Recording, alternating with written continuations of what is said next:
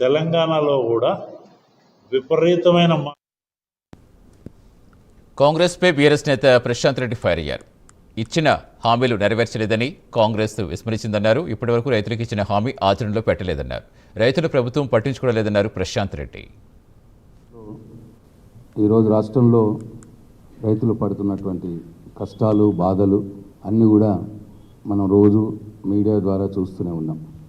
దాని తదనంతరం నిన్న కేటీఆర్ గారు వరంగల్లో రైతు సంగ్రామ సభ పెట్టడం, దాని ఫాలోఅప్లో కాంగ్రెస్ పార్టీ నాయకులు అనేక ప్రెస్ మీట్లు పెట్టి వాళ్ళు వ్యవహరించిన తీరు, ఇవన్నీ కూడా తెలంగాణ సమాజం గమనిస్తూ ఉన్నారు.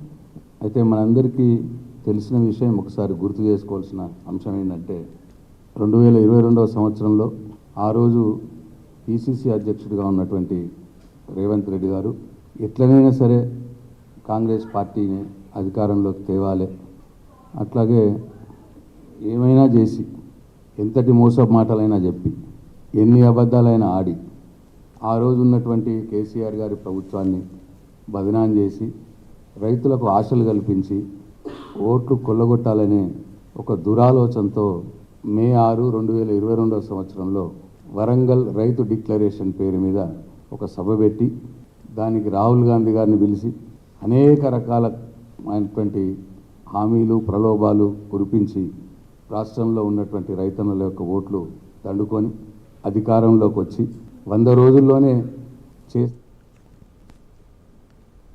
పాడి కౌశిక్ రెడ్డిపై జరిగిన దాడి ఖండించారు హరీష్ రావు. సూర్యాపేట జిల్లా కోదాడలో పర్యటించారు.